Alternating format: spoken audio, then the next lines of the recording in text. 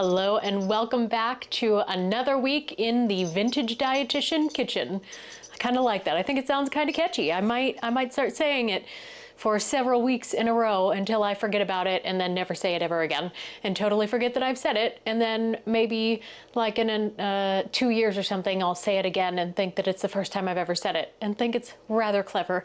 But anyhow, back to the point of this. We are recreating some lunchtime recipes from the 1920s out of Women's World magazine cookbook of salads and sandwiches. This week we're going with another one of your voted recipes. We're doing the apple and pepper salad along with the egg and onion, I believe it's egg and onion sandwich. Now you guys didn't vote for the sandwich, but you did vote for the salad. Without further ado, we're gonna go ahead and get started on this salad here. First things first, we have tart green apples. Now it does say to do half a dozen. However, I know for a fact that I am not going to eat 6 apples worth of this salad before it goes bad. And if I don't like it, I don't want to waste all those apples. So we're gonna cut that in a third. We're just going to go with 2 apples, and then I'll take this and I guess I'll estimate what a third of this pepper is. Now, it does call for a Spanish pepper. There are a ton of different types of Spanish peppers, or a ton of different specific Spanish peppers. It doesn't specify. As I mentioned last week in my video, it is really hard to find much produce in anything beyond your standard, regular, I don't know, rural American type of produce out here. The only pepper I could find were bell peppers that were not spicy peppers. I don't think they intended for something like a jalapeno or something like that to go in this salad. So I'm just going with bell peppers. I have a green and a red, but I thought since we already have green apples, although I think we do peel them, but I decided to go with the red just to give it a little more pop of color. It wants us to start off by peeling and slicing these apples, and it wants us to peel and slice with a silver or silver-plated knife. I don't have one of those, so if one of you wants to send me one, have at it. I would gladly accept any silver or gold or, you know, diamonds, pearls, gold doubloons, whatever you would like to send in the mail for me to have, you know, go right ahead. But in the meantime, I'm just using this standard peeler, and then, as I've mentioned before, my trusty paring knife, the one of 2 knives that I use out of this entire knife block, that's what we're going with.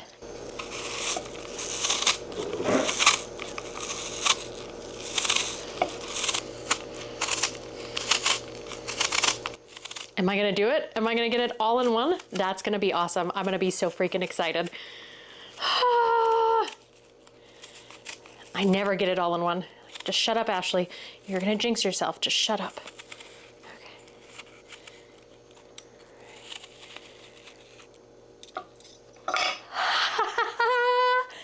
I did it. Look at that.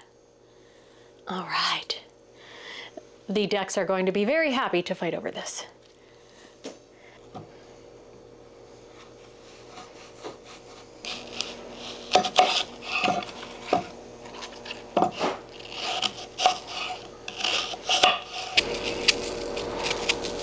Our slices are going to go ahead and go into this cold water, to which I have added some salt, just like they specified, and that is to keep it from browning. Now, interestingly, what was it, last week, 2 weeks ago, I believe we made some type of an apple salad, and it had us do lemon juice, which is typically what I do. If I don't want my apples to brown, I will sprinkle them or soak them in some lemon juice. I've never tried salt water before, but that's what we're gonna try today. We have both of our apples chopped up there. Now on to chopping up our bell pepper. Not necessarily a Spanish pepper, unless bell peppers are Spanish peppers. I'm not really sure quite what type of pepper a bell pepper is, but we're going with about a third of this one. Now it calls for the apples to be sliced and the peppers to be chopped. I don't know what shape chopping is. I think I'm gonna make them just, you know, like a large dice, or like just kind of a rough chop. Kind of looks like a butt again. see a lot of butts in food, I think. Maybe that's something I need to talk to somebody about. I don't know. After rereading that recipe, I have changed my mind. It says to take the drained apples, cut into small pieces, I believe it says. And so at the beginning it wanted us to slice them, and then it appears maybe after we have drained them, it wants it into small pieces. And then it also says to sprinkle the peppers over top of them, which to me, I assume if the apples are small pieces and I am then sprinkling something on top, the thing on top that I'm sprinkling should then be smaller than what the thing is the base of what I'm sprinkling onto. I hope what I'm saying makes sense. You guys get what I'm saying. So anyhow, we're gonna chop these up much more small, and then we'll drain our apples and chop them up into small pieces.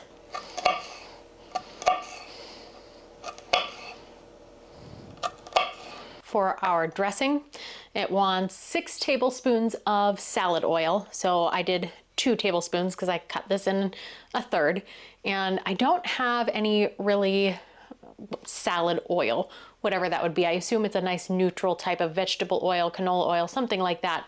The only thing I have in my house right now is olive oil. So I just use some olive oil that I have on hand, and that's what we're going with. The flavor's not gonna be the same.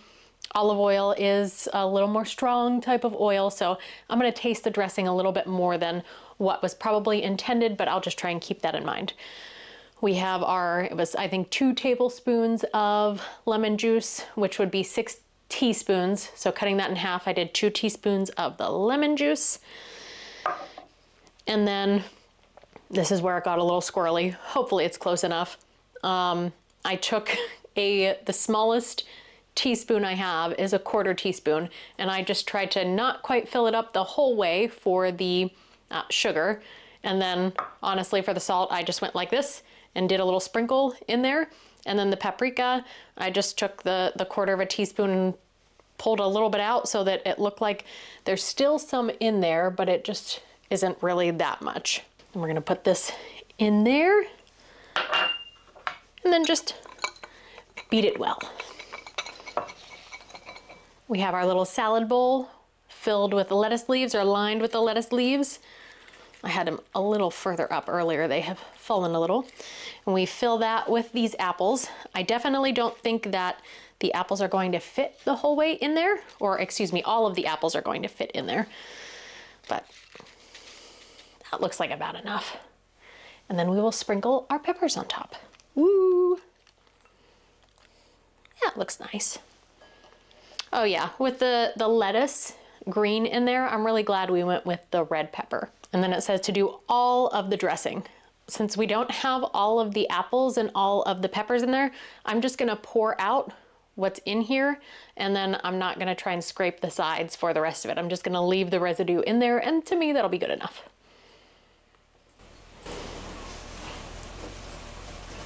I'm gonna go ahead and put this in the fridge to chill while we work on the sandwich. Moving on to our sandwich, we have an onion here. It does call for a small onion chopped finely. This one is probably a medium, or back in the day, it might even be considered a large. So I'm just gonna do half of this. In my real life, the more onion, the better. If I'm making something like, let's say I am making a steak, or something along those lines, or an omelet, or I'm having some eggs, I will chop up an entire large onion and saute that, and I will eat the whole thing. Cooked onions are probably one of my very favorite foods. We have our onions chopped up here, so I don't know what size of a skillet they would have used back in the day. I have a couple different skillets, but honestly, in my kitchen, really the only thing I ever use out of all of these overflowing, ridiculous cupboards is this cast iron skillet. I almost never use anything else when I am sauteing or making eggs or vegetables or meat or anything like that. It is almost exclusively this one pan. All of my poor other pots and pans and different things are probably just so jealous of this cast iron skillet, and the poor cast iron skillet probably wants a break, but it's never going to get one. It calls for 1 tablespoon of half butter and half some other type of oil, lard, or something like that. I think with this size of skillet, it probably needs a little bit more, and it does have some seasoning on it, but we're going for probably the authenticity. Why couldn't I not think of that word? I'm not having a stroke. Oh, authenticity. We're gonna go with a little extra. This is probably a tablespoon in itself of butter. And then this over here, I always just keep if I make bacon or something like that and there's grease left over or ground beef or, you know, whatever it is, if there is leftover fat, I am not going to let that go to waste. I just pour it into that little container. I know a lot of people have really nice grease containers. I actually have really nice grease containers from like the 1940s, those beautiful pieces. And I don't know, I just don't want to ruin them or risk them getting ruined or getting broken. So I just use an aluminum can for it. Looking at it from your point of view, I should probably strain the grease before I put it in. There's like little extra pieces of probably what is like little bacon spots or something, little tiny bacon crumbs in there. It smells like bacon. It smells really good.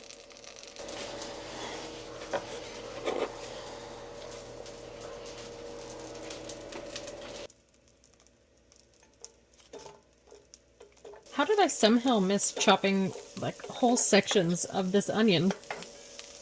Thankfully this is kind of sharp. While those are sauteing, I have buttered the bread, and we're gonna go ahead and get our 3 eggs ready.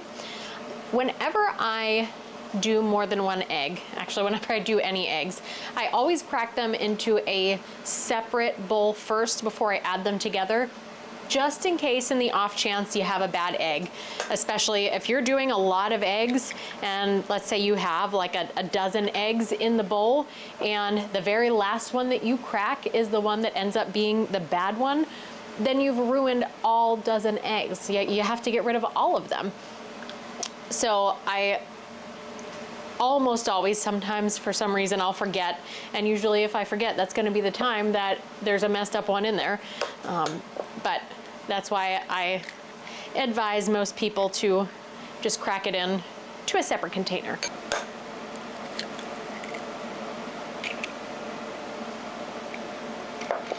And you'll see, maybe it'll come across, maybe it won't. There are different color yolks. Actually, that kind of looks like a smiley face there. But these are paler yolks, and this one is much more rich and beautiful. Unfortunately, it is starting to get, you know, colder weather. So our hookup for eggs, our neighbors that very generously give us eggs, their eggs or their chickens are not laying as much. So we are now supplementing with grocery store eggs. And, you know, they're just so sad looking. Let's lightly beat these suckers up. Into the pan they go. Now, as you can see, the onions are probably a little more done than what they call for. That's just because I like my onions well done. Salt,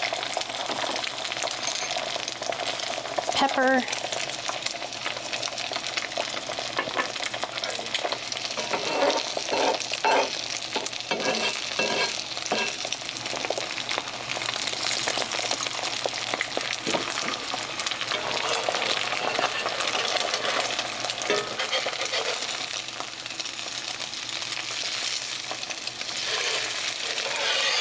I'll flip these over. It's not gonna look pretty. That's all right, because I think we're supposed to spread the eggs, so that's all right. There we go.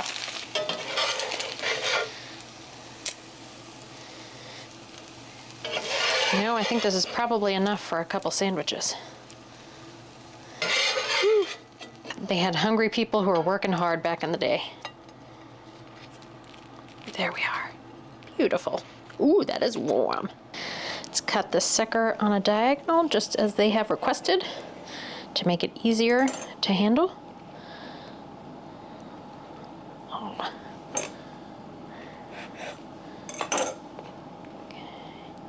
Look at that. That is nice. Now to try it. I have determined, looking at this, I think if I was ever a chef in an actual restaurant, My signature would be my messy dishes, or how messy the dish was. That would definitely be my thing, because I can't make a nice looking plate. It'll taste good, but it's not gonna be pretty. I think, you know what, actually, I'm gonna start with the sandwich and then we're gonna try the salad. This sandwich looks delicious. It is messy, it's falling all over the place. My hands are already getting, it's falling out. I don't know if you're seeing this, but we're just gonna bite this side where all of the egg and onion are that haven't fallen out yet. Yeah, that smells like breakfast. I smell the butter, I smell the toast, I smell the eggs and the onion. This smells good. What time is it now? It is 5:49 p.m. We're gonna have some breakfast for dinner, even though it's a lunch recipe, I suppose. We're hitting all three. We're covering all of our bases. Oh yeah, come on, that's delicious.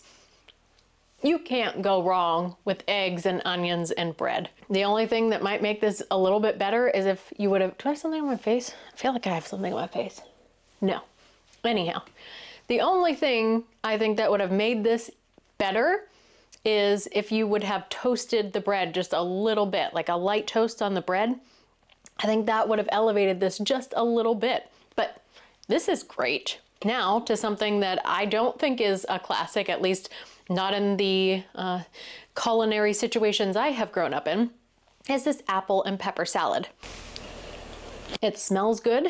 I smell majority of apples in here, and I think I showed this to you guys earlier, but I do think it is very pretty. I like all the different colors.